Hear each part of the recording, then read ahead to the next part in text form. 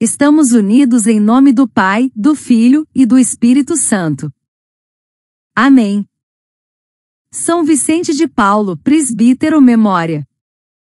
Primeira leitura. Eis que venho para habitar no meio de ti. Leitura da profecia de Zacarias 2, 5, 9.14, 15. Levantei os olhos e eis que vi um homem com um cordel de medir na mão. Perguntei-lhe: aonde vais? Respondeu-me: vou medir Jerusalém para ver qual é a sua largura e o seu comprimento. Eis que apareceu o anjo que falava em mim, enquanto lhe vinha ao encontro um outro anjo, que lhe disse: corre a falar com esse moço, dizendo: a população de Jerusalém precisa ficar sem muralha, em vista da multidão de homens e animais que vivem no seu interior. Eu serei para ela, diz o Senhor, muralha de fogo ao seu redor, e mostrarei minha glória no meio dela. Rejubila, alegra-te, cidade de Sião. Eis que venho para habitar no meio de ti, diz o Senhor. Muitas nações se aproximarão do Senhor naquele dia e serão o seu povo. Habitarei no meio de ti. Palavra do Senhor. Graças a Deus. Salmo responsorial. Jeremias 31. O Senhor nos guardará qual pastor a seu rebanho. Ouvi, nações, a palavra do Senhor e anunciai-a nas ilhas mais distantes. Quem dispersou Israel, vai congregá-lo, e o guardará qual pastor a seu rebanho. Pois, na verdade, o Senhor remiu Jacó e o libertou do poder do prepotente. Voltarão para o monte de Sião, entre brados e cantos de alegria afluirão para as bênçãos do Senhor. Então a virgem dançará alegremente, também o jovem e o velho exultarão. Mudarei em alegria o seu luto, serei consolo e conforto após a guerra. O Senhor nos guardará qual pastor a seu rebanho. Aclamação ao Evangelho. Aleluia, aleluia, aleluia. Jesus Cristo Salvador destruiu o mal e a morte, fez brilhar pelo Evangelho a luz e a vida imperecíveis. Evangelho. O Filho do Homem vai ser entregue nas mãos dos homens. Eles tinham medo de fazer perguntas sobre o assunto. Proclamação do Evangelho de Jesus Cristo, segundo Lucas 9, 43b, 45. Naquele tempo, todos estavam admirados com todas as coisas que Jesus fazia. Então Jesus disse a seus discípulos: prestai bem atenção às palavras que vou dizer. O Filho do Homem vai ser entregue nas mãos dos homens. Mas os discípulos não compreendiam o que Jesus dizia. O sentido lhes ficava escondido, de modo que não podiam entender, e eles tinham medo de fazer perguntas sobre o assunto. Palavra da salvação. Glória a vós, Senhor. Reflexão. Na memória de São Vicente de Paulo, somos convidados a contemplar o mistério da presença de Deus que escolhe habitar entre os pobres, os esquecidos, os feridos da história. A profecia de Zacarias, escrita no pós-exílio babilônico, quando Jerusalém ainda tentava se reerguer, anuncia algo surpreendente. Deus não apenas protegerá a cidade com muralhas de fogo, mas habitará no meio dela. Não se trata de uma presença distante, mas íntima, encarnada, transformadora. Zacarias, profeta do século VI a.C., fala a um povo que retorna à terra, mas ainda carrega o peso da dispersão. A cidade está vulnerável, sem muralhas, mas Deus promete ser sua proteção e sua glória. A imagem do cordel de medir representa o desejo humano de controlar, planejar, delimitar. Mas Deus rompe essas medidas, sua presença não cabe em esquemas humanos. Ele vem para habitar, para ser fogo que aquece e luz que guia.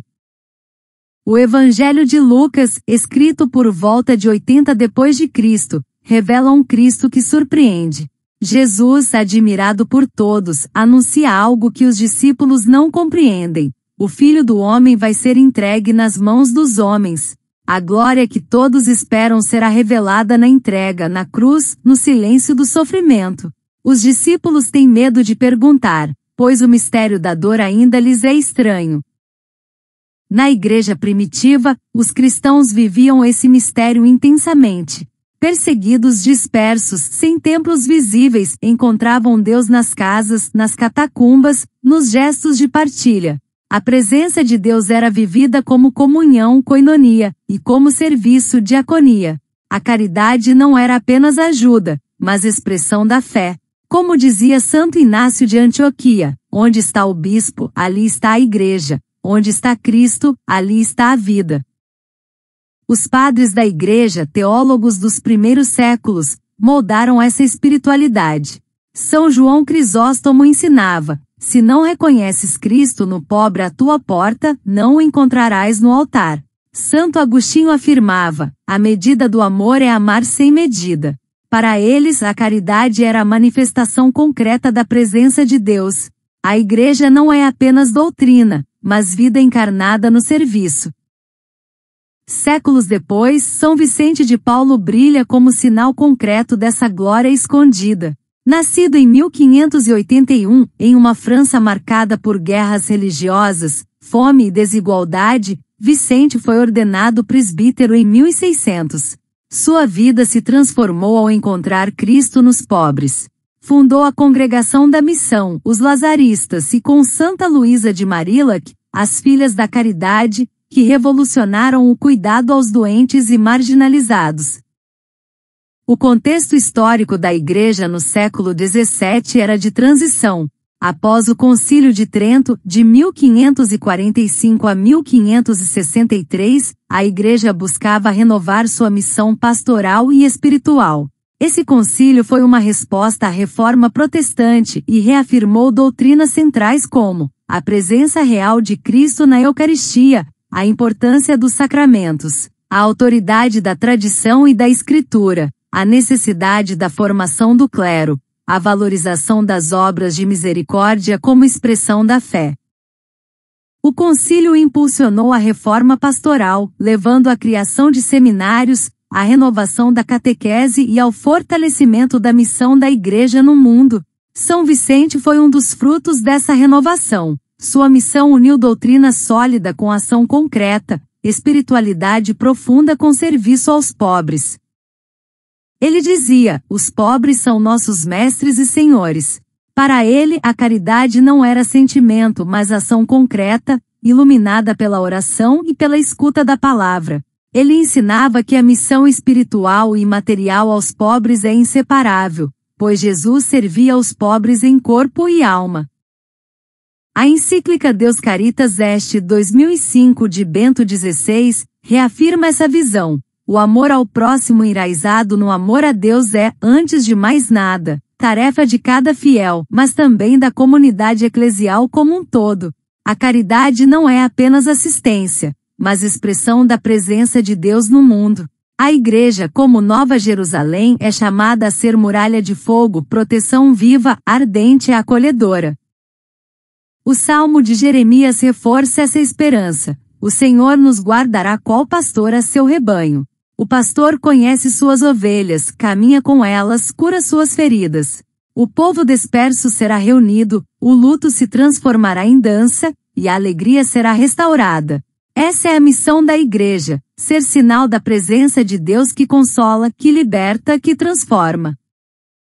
Concluindo, irmãos e irmãs, hoje, em meio às crises sociais, às desigualdades, às guerras silenciosas da indiferença, somos chamados a ser como Vicente, presença que cuida, que escuta, que age. A profecia de Zacarias não é apenas memória, mas missão. Deus quer habitar em nossas cidades, em nossas comunidades, em nossos corações. Mas para isso, é preciso abrir espaço, romper muralhas, deixar que o fogo do Espírito nos transforme. O Evangelho nos lembra que a glória de Deus não está no aplauso, mas na entrega, e que o medo de perguntar não deve nos impedir de seguir. Como discípulos, somos chamados a compreender que o Cristo que sofre é o mesmo que salva, e que ao servir os pequenos tocamos o mistério da redenção. Deus escolhe habitar no meio dos pobres, e sua glória se revela na entrega amorosa. Como São Vicente de Paulo, somos chamados a ser presença viva de misericórdia no mundo, expressão concreta da Igreja que ama, serve e transforma, desde os tempos apostólicos até hoje. Oração. Tu que disseste: eis que venho para habitar no meio de ti, vem também habitar em nossas cidades feridas, em nossos corações dispersos, em nossas comunidades cansadas. Que tua muralha de fogo nos proteja da indiferença, e que tua glória brilhe não nos templos de pedra, mas nos gestos de compaixão que edificam tua igreja viva. Ensina-nos como ensinaste a Zacarias a não medir a vida com cordéis humanos, mas com a medida do amor que não calcula. Que sejamos cidade sem muralhas, aberta ao estrangeiro, ao pobre, ao esquecido, porque onde há acolhimento, ali tu habitas. Que nossa fé não se limite a estruturas, mas se expanda em misericórdia. Jesus, Filho do Homem, que foste entregue nas mãos dos homens, ajuda-nos a compreender o mistério da entrega. Que não tenhamos medo de perguntar, de escutar, de seguir. Que saibamos reconhecer tua glória escondida na cruz, e tua luz refletida no rosto dos que sofrem. Que nossa admiração por ti se transforme em compromisso com os que são entregues ao abandono. São Vicente de Paulo, mestre da caridade encarnada, intercede por nós para que sejamos mãos que servem, olhos que enxergam, corações que se comovem. Que nossa fé não seja apenas palavra, mas pão repartido, tempo doado, presença que consola. Que aprendamos contigo a ver os pobres como mestres, e a servir com alegria, coragem e constância. Hoje, Senhor, queremos pôr em prática a tua palavra. Ensina-nos a visitar os doentes e os esquecidos, a escutar os que não têm voz, a formar comunidades que acolhem e transformam. Que vivamos a Eucaristia como fonte de missão, e sejamos igreja que sai, que serve, que ama. Que cada gesto nosso seja sinal da tua presença que habita entre nós. Que tua presença em nós seja fogo que aquece, luz que guia, paz que reconstrói. E que, como salmista, possamos cantar: o Senhor nos guardará qual pastor a seu rebanho. Porque tu és nosso refúgio, nossa alegria, nossa missão. E em ti, tudo pode ser restaurado. Amém. Ave Maria, cheia de graça, o Senhor é convosco, bendita sois vós entre as mulheres, bendito é o fruto do vosso ventre, Jesus. Santa Maria, Mãe de Deus, rogai por nós, pecadores, agora e na hora da nossa morte. Amém. Louvado seja nosso Senhor Jesus Cristo. Para sempre seja louvado. Continuamos unidos em nome do Pai, do Filho e do Espírito Santo. Amém.